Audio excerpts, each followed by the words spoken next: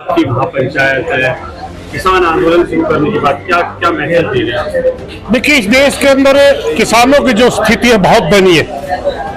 आपने देखा होगा हमारा सब्जी का किसान बिल्कुल बर्बाद कर दिया इन्होंने। आलू सड़कों पर पड़ा है, टमाटर सड़कों पर पड़ा है। हमारा प्याज के लिए अभी महाराष्ट्र में कितना बड़ा मार्च हुआ। ये लोग इंटरनेशनल समझौतों से बंद करके, जिसको एफटीए के नाम से जाना जाता है, फ्री ट्रेड एग्रीमेंट, किसान की जब कोई फसल का भाव मिलना तय होता है, जैसे पिछले दिनों दाल का भाव मिलना तय हुआ, इन्होंने फौरन दक्षिण अफ्रीका से दाल मंगवा ली कि महंगाई के नाम पर महंगाई बढ़ जाएगी। और जब हमारे आलू और प्याज इस तरह पिट रहे हैं, इंटरनेशनल मार्केट में 7-8 रुपए भाव है, एक्सपोर्ट नहीं खुल रहे। आपका बॉर्डर लगता है पाकिस्तान, वहां 25 रुपए किलो टमाटर है, हमारे यहाँ बाजार में सड़ रहा है। तो किसान के विरोध ये नीतियां जब तक बनाएंगे, किसान इसी तरह कर्ज के नीचे दब करके आत्महत्या करने पर मजबूर होगा और इसी तरह किसान को आंदोलन करना पड़ेगा। ये बड़ी बड़ी कुर्सियों पर बैठ करके किसान की वास्तविकता के बारे में नहीं जानते, इसलिए हमने लड़ना पड़ रहा है। इस बात को बहुत लंबा चला, फिर भी पूरी बातें नहीं। आगे जो फेज 2 आप शुरू करेंगे, ये पार्ट 2, ये कितना लंबा जाएगा, कुछ पता है आपको? ये तो मोदी जी जानते हैं। हम तो उस समय भी इतना लंबा लड़ने के लिए नहीं आए थे। हमने उनको कॉन्ट्रैक्ट खेती के बारे में, हमने पीएमसी जो उन्होंने एक्ट लेकर के आए थे, मंडियां हमारी तोड़ रहे थे, हमने अपना अनुभव बताया था कि हमारे फायदे की चीजें मंडी किसान को तोल और मोल की गारंटी देती है, जबकि हमारी मंडियां बर्बाद कर रहे थे। उससे पहले जब गुलामी का जमाना था 1933-34 से पहले, जब सर छोटू राम पंजाब के वजीर नहीं बने थे, उससे पहले हमारे यहाँ मंडियां नहीं होती थी। हमारे साथ साहूकार तोल और मोल दोनों में गड़बड़ी करता था। तो उस समय ये एक्ट बना था, और एक्ट बन के हरियाणा और पंजाब जो आज अलग अलग हो गए, उस समय अकेला पंजाब ही था, उसमें मंडियां बनी थी। दिल्ली तक भी हरियाणा ही था, पंजाब ही था, मंडियां बनी थी और किसान को तोल और मोल की गारंटी मिली थी। उसको ये बर्बाद करने लगे, क्योंकि किसान जब भी कोई फसल मंडी में डालता है, सबसे पहले वहां मंडी का सेक्रेटरी का कोई कर्मचारी आता है कि ये फसल किसकी है। उसके बाद जब उसकी बोली होती है, तब भी मंडी का कोई कर्मचारी आता है और रजिस्टर में दर्ज होता है ये फसल कितने क्विंटल हुई, इसके 21 भाव लगी। अगर उसके साथ गड़बड़ी होती है, मंडी के रजिस्टर के ऊपर वो दावा करके कोर्ट में केस जीत सकता है। इसलिए हमारी गारंटी को ये लोग समाप्त कर रहे थे, तो हमने वो आंदोलन लड़ा। अब फेज 1 का आंदोलन इतना महत्वपूर्ण था, वो भी मोदी ने इतना लंबा चलवाया, तो मोदी जाने में कितना लंबा चलवाएगा।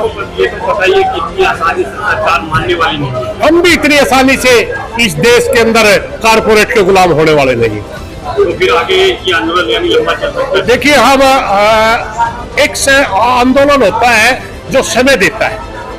किसान आज डूबने की कगार पर, आखिरी सांसों पर यहाँ पानी चढ़ा हुआ, यहाँ से जाने के बाद तो डूब जाएगा। इसलिए हमारी तो मजबूरी है कि इनके साथ आर पार का आंदोलन लड़ना, और ये गवर्नमेंट में लड़वाते हैं। दिल्ली फिर से जाम करने का इरादा है क्या? दिल्ली नहीं, हमारा पहले भी इरादा नहीं था।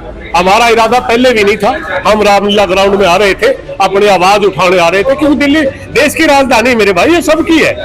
दिल्ली किसी एक की नहीं है, दिल्ली सबकी है। दिल्ली देश की राजधानी है। यहाँ देश के किसान की आवाज उठाना कोई गुनाह नहीं है। प्रजातांत्रिक देश है।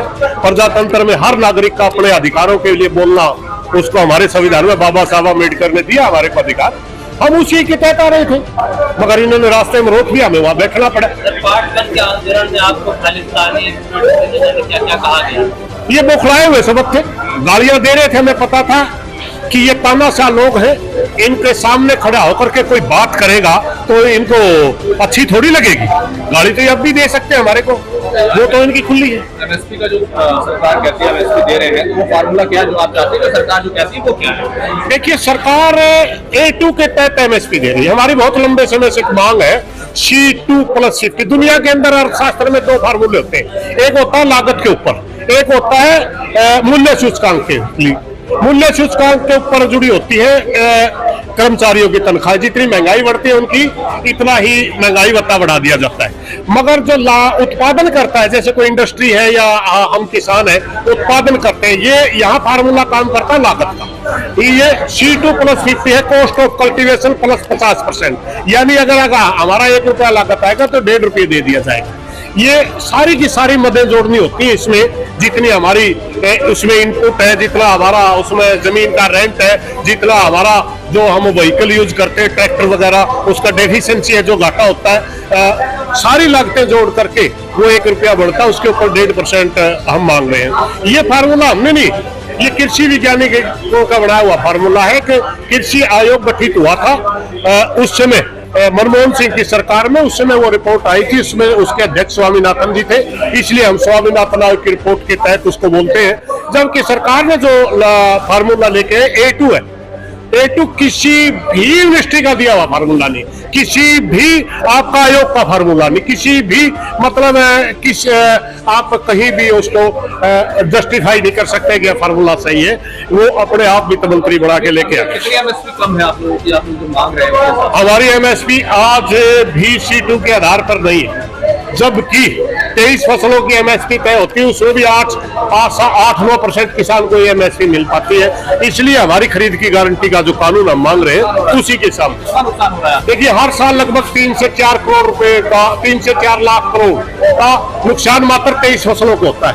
और देखिए 23 फसलें हिंदुस्तान के किसान की मात्र आपको मैं बताऊं 20 या 25% की है। अगर कृषि का पूरा आप बाजार देखेंगे, मीट का कारोबार किसान से जुड़ा हुआ, दूध का कारोबार किसान से जुड़ा हुआ, सब्जी का कारोबार किसान से जुड़ा हुआ, मसाले का कारोबार किसान से जुड़ा हुआ, मछली का उद्योग किसान से जुड़ा हुआ है। आपके जितनी तरह के उत्पादन है, ये तो जो फसलें हैं मात्र इसमें दलहन है, तिलहन है, मोटे अनाज है, कपास है, गन्ना है, मात्र 23 फसल ही है इसमें। बाकी तो इसका कम से कम भी 70% 75% तो आज भी ओपन मार्केट में है। हमने उसकी एमएसपी कभी मांगी भी नहीं। इतना जरूर हम कहते थे कि एमएसपी के गारंटी या कानून लो और बढ़ाओ, और उसमें हर साल 1-2 फसल जोड़ते चलो, ताकि किसान देखिए आज हमारा प्याज की क्या दुर्गति है, टमाटर की क्या दुर्गति है। अगर इनका एमएसपी होता तो किसान शायद सड़कों पर न रोता, आत्महत्या करने पर मजबूर होता। गेहूं की जो आपका एमएसपी मिल रही है, जो मिल रही है और जो मिलनी चाहिए, उसमें कितना अंतर है, क्या है? ये तो बहुत बड़ा अंतर है। अगर मैं आपको बोलूंगा, आप उस बात को लेकर के जाओगे तो कहोगे कि इससे तो महंगाई बढ़ जाएगी, क्योंकि दिमाग सेट कर दिया ना पूरी जनता का। सच्चाई है कि मेरे भाई, महंगाई को रोकना अकेला किसान का काम नहीं है, सरकारों का भी काम है ना।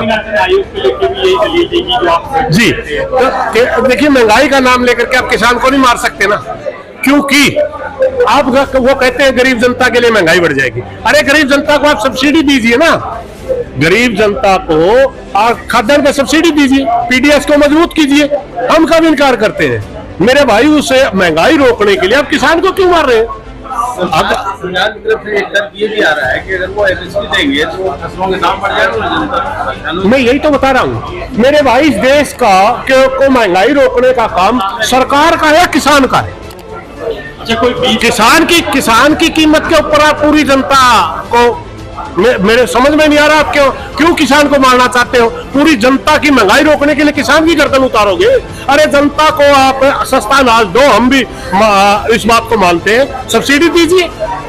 वेलफेयर स्टेट है हमारा, प्रजातांत्रिक देश है, जनता के लिए अनाज उपलब्ध कराना सरकार की जिम्मेवारी, किसान की थोड़ी है।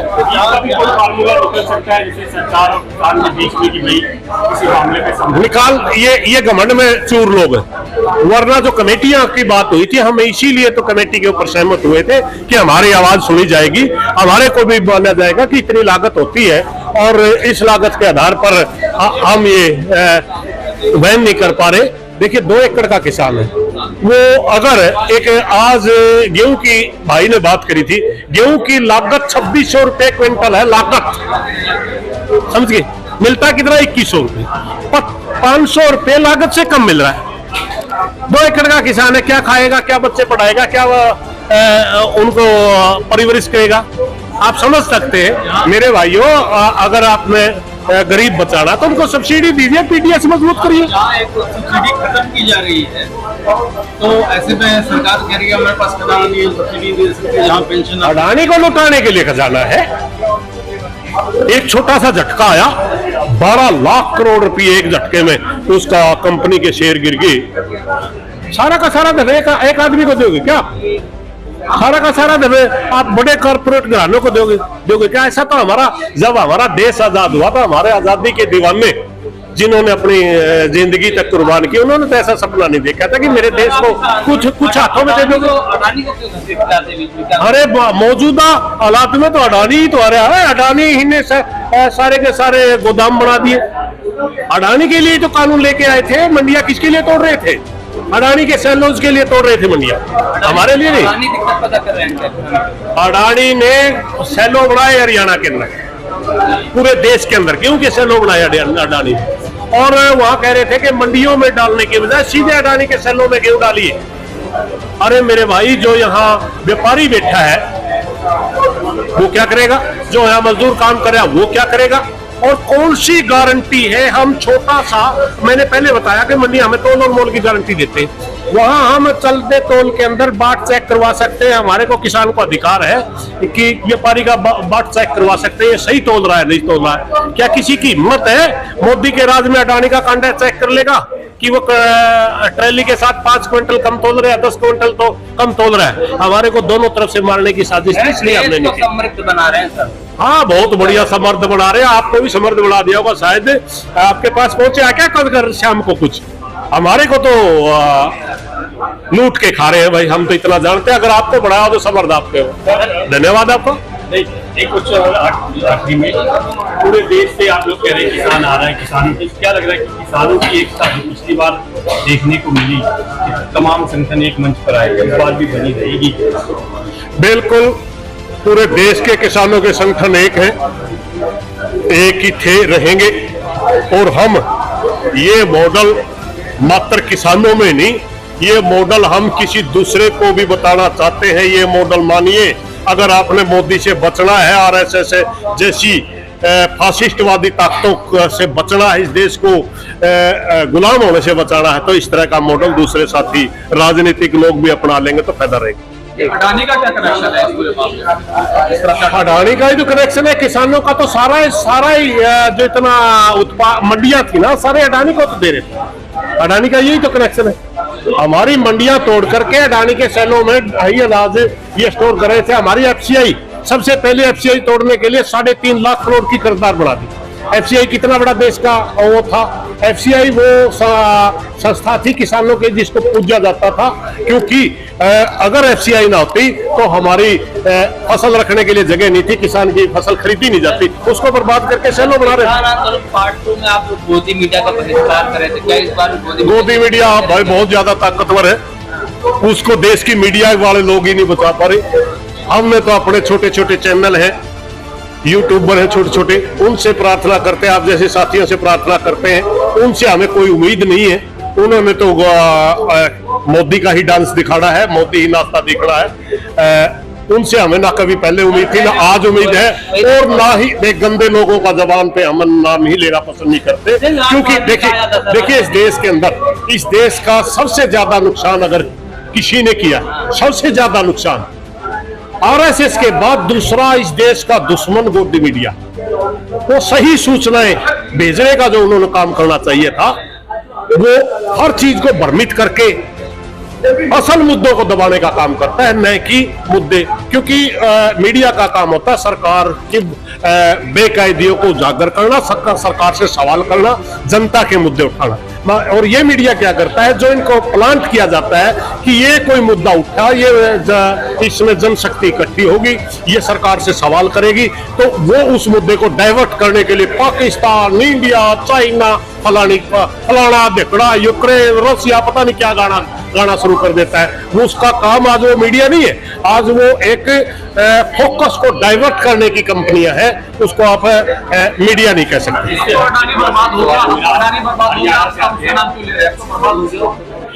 अडानी तो बर्बाद होगा, बहुत से बचे हुए भाई, परमात्मा उनको भी देखेगा। इससे हटके आप हरियाणा से आते हैं, हरियाणा में लोकसभा के बाद भी चुनाव होगा, और जैसा माहौल चल रहा है, दो तस्करों पे जिस तरीके का माहौल बन रहा है, और आपका नासिर जुनैद वाला जो कांड है, क्या माहौल हरियाणा चुनाव को लेकर बदलने का होगा? देखिए मेरे भाई, इस देश के अंदर एक ऐसा माहौल बना दिया इन लोगों ने, कपड़े देख करके देश की जनता का धर्म देखता है प्रधानमंत्री। बड़ा दुर्भाग्य है। हमारा प्रधानमंत्री का ये फर्ज नहीं बनता किसी को, इनके सांसद धर्म के ऊपर टिप्पणी करते हैं, देशद्रोही घोषित करते हैं, नारे लगाते हैं देश के गद्दारों को गोली मारे सालों को। इसी तरह का माहौल ये पंजाब में गड़बड़ करवा रहे हैं। ये मुझे लगता है हिटलर की कॉपी कर रहे हैं। एक जमाना था, हिटलर का मानना था कि वो आर्य सबसे सर्वश्रेष्ठ जाति है, इसको छोड़ करके बाकी सबको मार देना चाहिए। ये मुझे लगता है हिंदुत्व के नाम से, वैसे मैं हिंदू हूं, मगर इनको लगता है कि हिंदुत्व के नाम पर बाकी सबको प्रताड़ित कर लिया जाए और एक बहुत बड़े वर्ग को संतुष्ट करके लगातार शासन करने के नाम पर ये देश के अंदर एक गुंडागर्दी का माहौल ये लोग पैदा कर रहे हैं, जबकि ये देश सबका है और हम चाहते हैं ये देश हिंदू, मुस्लिम, सिख, ईसाई ये एक सुंदर गुलदस्ता है, उसी के तहत रहे। एक किसान ही है जो पिछले 5 साल में इनका सामना कर पाया, माना कि पूरे मुद्दे नहीं हल, बाकी तो हर जगह हर कोई विवश ही हुआ। एक बात बताऊं मैं आपको, कड़वी है, अकंठ तक भ्रष्टाचार में डूबे लोग सामना नहीं कर सकते। सामना वही कर सकते हैं जिनके ऊपर कोई उंगली नहीं लगा सकता। हमारे भी नेताओं के ऊपर रेड डालने शुरू कर दी, क्या आप उम्मीद करते हो कोई इनका सामना करेगा? इनका सामना वही करेगा, किसान करेगा, मजदूर करेगा जो मैदान में लड़ सकता है और जो इनकी हर नीति के से प्रताड़ित है।